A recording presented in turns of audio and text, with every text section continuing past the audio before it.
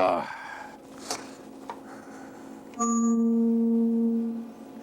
check, hello, check, hello, check.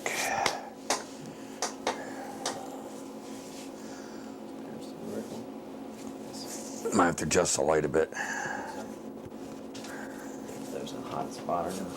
Oh, yeah.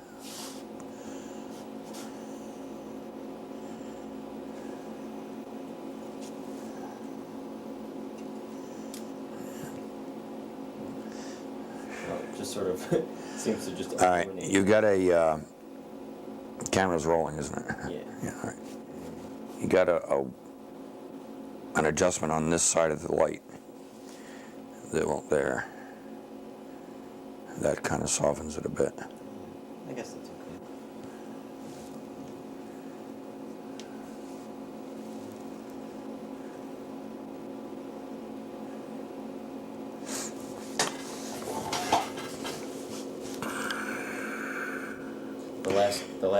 The camera that I used, I interviewed this guy named Toby Carey. Yeah, I know Toby. And Could you zoom that in a bit? Like, why don't you take it from like this high? Yeah, there. And all right, now I'm gonna be looking this way, right? Okay. If I'm gonna be looking over here, yeah, that's good. That's what it's meant. You know what we ought to do? Let's get something different on this page because this is gonna destroy your.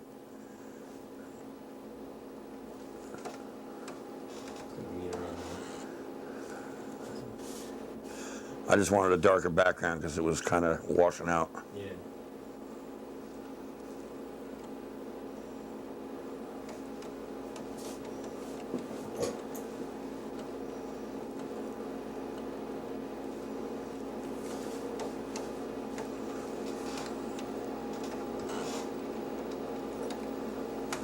There. Okay.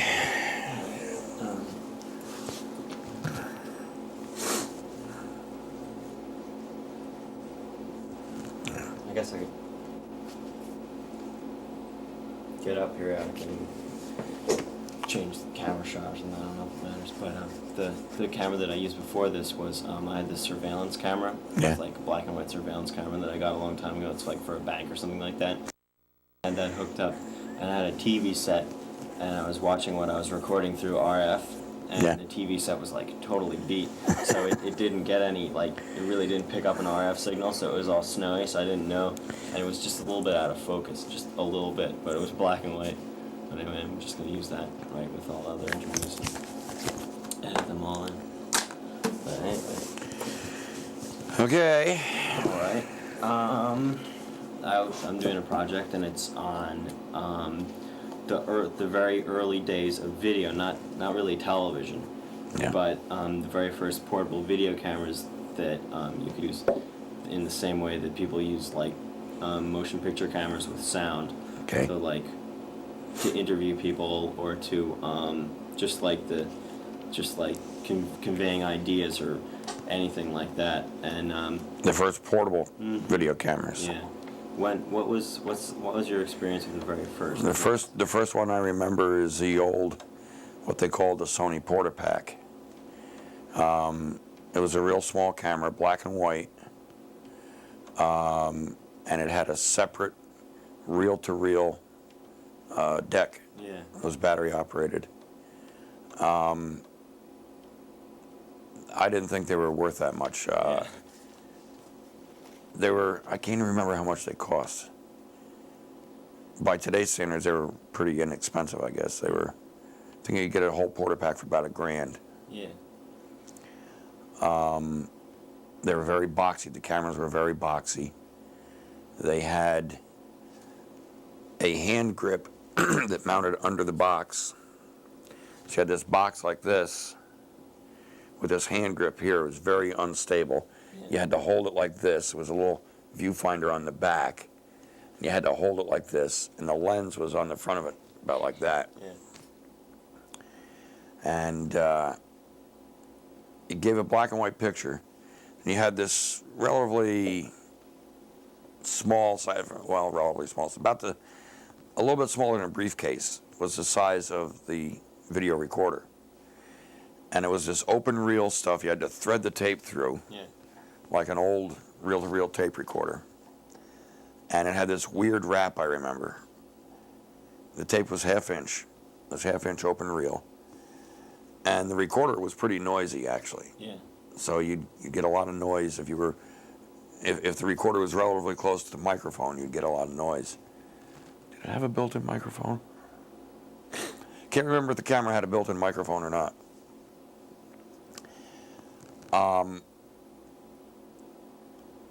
In my job, we didn't have the studio version of that recorder that would handle that half-inch open reel. Yeah. We had 1-inch open reel. Yeah. So if we were to go out in the field and shoot something on this Sony Portapack, we'd have to bump it up to the 1-inch. Yeah. And it wasn't compatible. Really? Why not? The 1-inch was EIA standard. The half-inch open reel was EIA-J. And I don't know the technical parameters about it, but they weren't compatible. And we would get very, very poor updubs. And they just weren't really that usable. And before we could actually perfect doing anything with that stuff, the video cassette came out. The half-inch video cassette came out. So we scrapped that old system. We had been working on quite a few programs, quite a few documentaries. We had a lot of stuff shot on that half-inch open reel. And the tape ended up deteriorating. We lost the whole thing. We never finished the projects. But it was just pretty primitive stuff. Yeah. I don't know if you'll find any of those around anymore. I don't know of anyone who really did any good work with them. Yeah.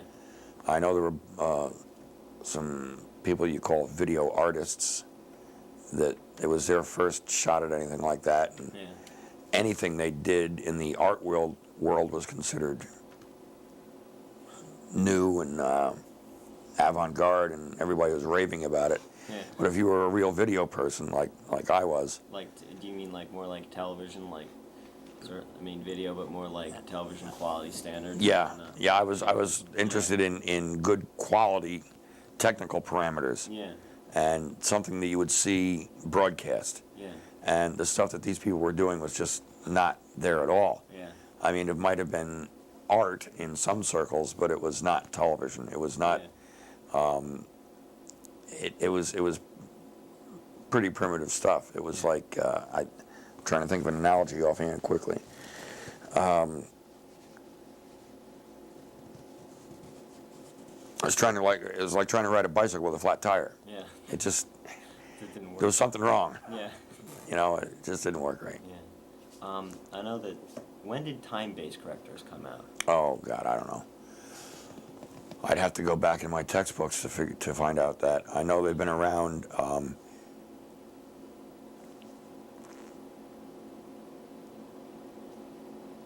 I can't give you a year, but I'd say they've been around about 20 years. Yeah. What were the first ones like? What did they do? Like basically what they do now, except bigger. Well,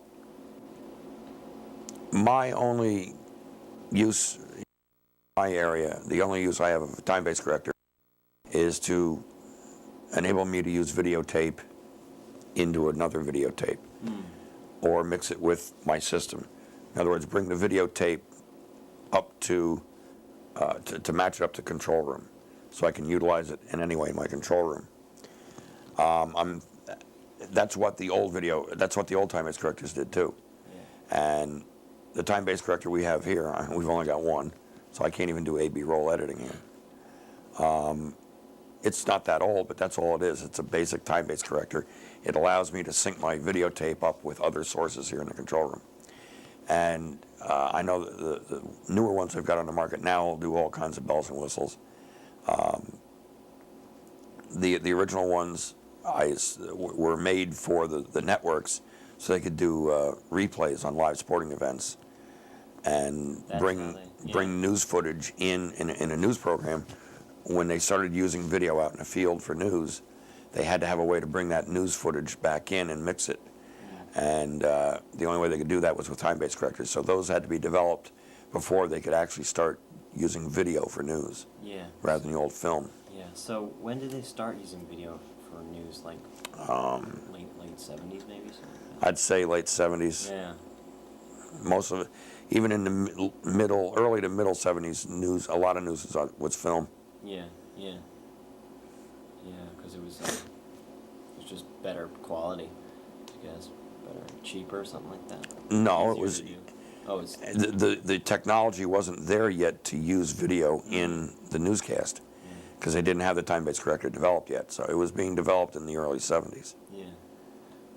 So basically everything that was like made like that, like you could buy for the home first was pretty much done by. It was done by networks and broadcast industry, and then it was adapted for home use. Yeah. Miniaturized and adapted and made for home use. Yeah. And where I go to school, people don't like the idea that like as you were saying like a long time ago, or like you'd make a video product and like the picture, the quality would be bad and it would be all distorted and everything, and Right. so they don't like the idea of they thought that there's stuff called there are broadcast standards and stuff Losing our you light can't here. show on air. What? Losing our light here. Really? Let's see what we'll do. I think we got to tip the light up. Nah, I guess we lost the battery.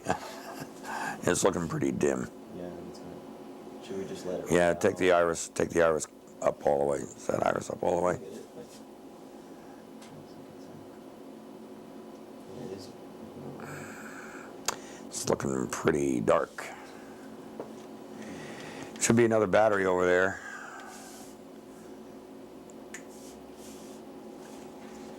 Yeah, one of those right there. Just unplug the light from that battery and plug it into the new one.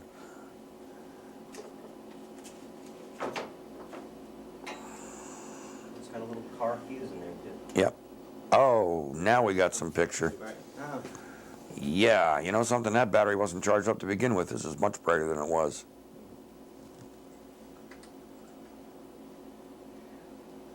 There, yeah, that's good.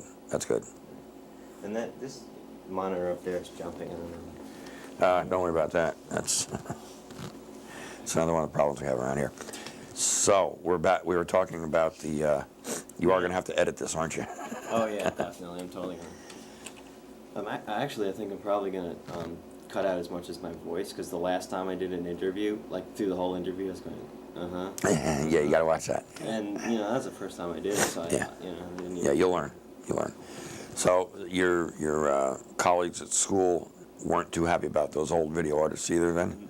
Well, they're happy about they're happy about all the stuff they did, and and it was art and everything, but people that were doing that, the people that were actually making those things were it's sort of like it's just basically the same thing as like art films or experimental films. It's like they take the ideas and they make films off of ideas, so it's like you really need a handbook to sort of like understand what's going on. It's like Yeah.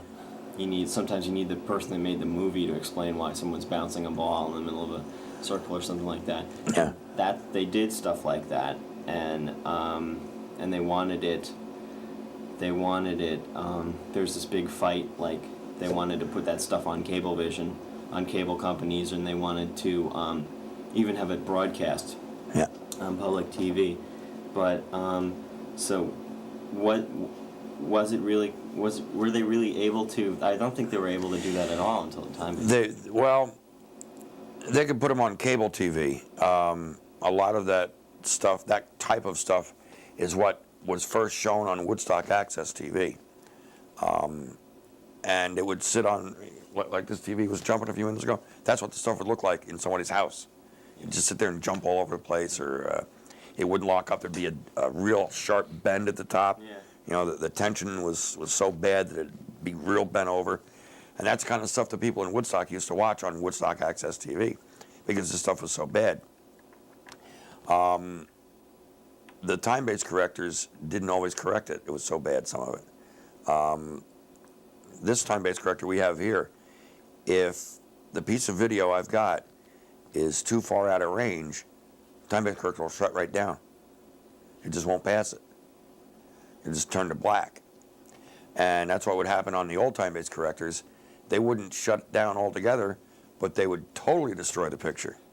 Instead of locking up on anything and trying to make anything look right, it'd look like totally, almost like a scrambled satellite signal looks like now. That's what the old time-based correctors would end up doing with it.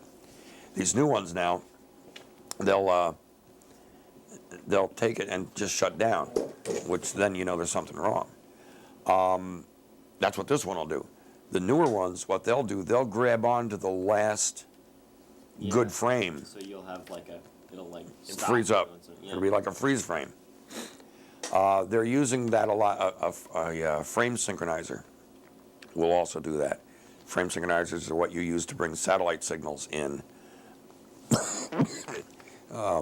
Time-based corrector won't work with that because I don't know the technical reasons why, but you need a frame sync for something like that rather than time-based corrector for satellite. Every now and then, if you're seeing something from overseas, and there's a glitch in the satellite or something, you'll see that signal lock up all of a sudden, and it'll pause, and then it'll catch up when the signal returns. They're using that's a last, what do you call that? Oh man, last frame. There's a term for it. We know what it does. My mind's blank. Yeah, we know what it does. What was the how did you get your start in all of this? In anything dealing with video and television? Well, I suppose a lot of it came from just growing up with TV and wanting to know how it worked. And when I started going to school at Ulster, I was in the business division. I was a student in the business division. And the TV facility for Ulster was in the basement of the business building, what we lovingly call the 200 building. And I parked my car in that lot every day, and I walked right past that studio to get upstairs to my classes. And it took me about a week before I realized that's what was in that room. And after that, it was all over after that. That's where I hung out, and I spent all my free time. I never spent any time in the library studying. Instead of doing research papers, I was in the TV room watching TV, watching them do TV or learning how to do it. And I got involved in the TV club. And from there it just went. And I turned into a TV nut instead of a business nut. And when it was time for me to graduate from Ulster, Ulster was just at that time adding a couple of buildings and expanding a few departments. And the media center was one of the departments that was going to expand. And the director of the media center knew that he would need some extra people, some more people. And he offered me a job, and I took it. And I've been here. That's great. For 21 years. So that's when did the college open? The college began teaching, I think, in 1964 on West Chestnut Street in Kingston. Yeah. And they moved to the Stone Ridge campus in 1967. I started at the college as a student in 68. I was supposed to graduate in 70. They added 2 buildings during 69 and 70. And in September 70, our current studio opened. And that's when I started working. I'm sorry, 71. I started working in 70. I started working in 70. I was based in the library with the then language lab. I was in charge of the language lab. We don't have one of those anymore. The way they teach language is different now. We had a language lab, and I was in charge of that. And then the building we're in right now, this room we're in right now, opened in 1971. And I moved over here then and started working with this facility. At the time, we were all black and white. Big, huge black and white cameras on big, heavy tripods. We had no portable equipment at all. The video recorder we had took up this entire shelf. It was a big 1-inch open reel monster. And 1975 color camera, but we only had one. Couldn't do anything with it. because the recorder, that big recorder we had sitting here, was still black and white. So we had this color camera, and all we could do is attach it to a color TV set and show pretty pictures. That's all we could do. And finally, in '79, we moved full-fledged into color. So we haven't been color that long, really. It's and since then, we've gone through 3 different models of cameras. So, Really? yeah, they get obsolete real quick. The technology just moves so fast anymore. At our school, we actually have, it's basically this is what we have at our school. I think some of the equipment is a little bit newer. Like we have a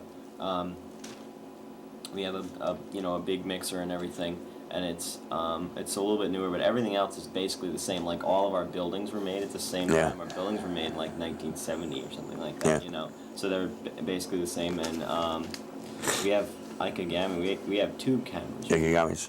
Yeah.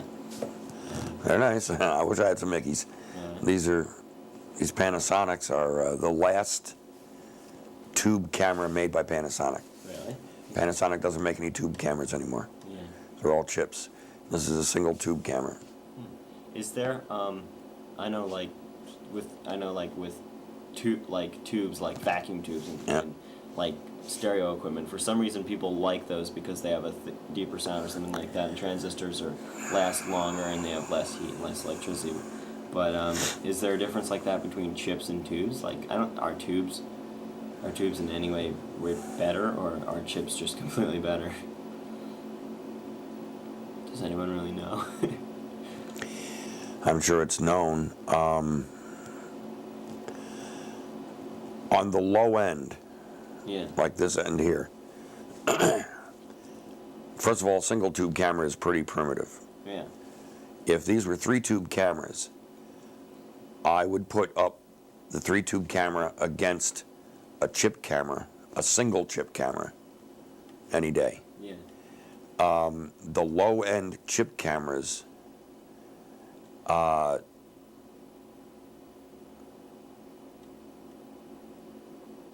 they don't really have a memory. They don't comet tail like a tube camera does. Yeah.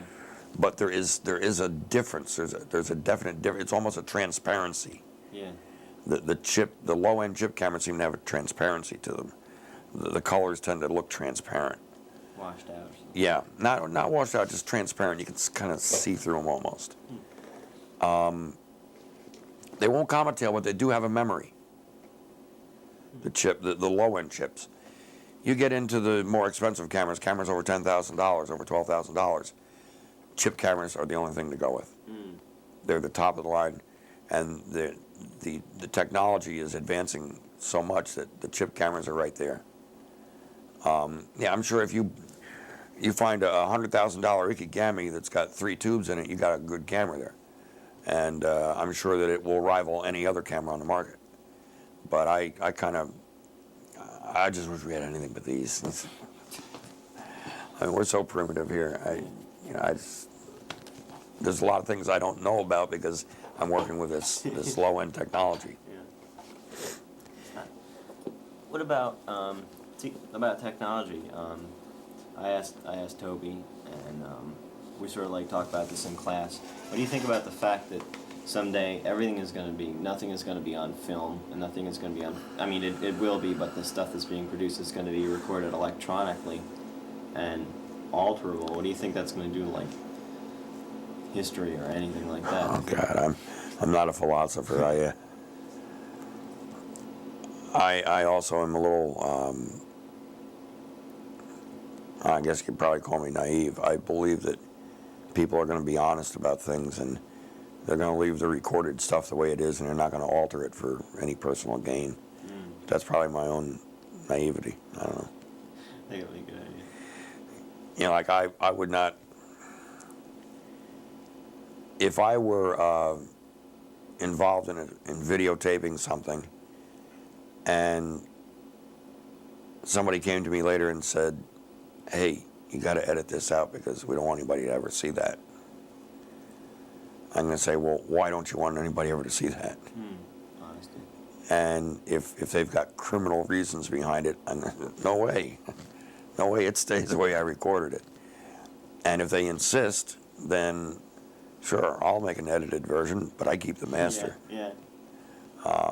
That's my own, I don't know, righteousness, I don't know. Yeah, I think that's what I do too. Keep a thumb on it. I mean, you know, if responsibility. you're thinking, if you're going back to Watergate, you know, with the Watergate tapes and that, I would never erase anything like that. That's Yeah. just, that's just my own It's way I was brought up. I don't know. honestly true. Hey, film can get lost too. Sure. You know, so the difference being that film is more permanent than tape. I don't buy that. Yeah. I think in the long run, tape will outlast film. I mean, if you're talking about archival, Yeah. I think tape will outlast film.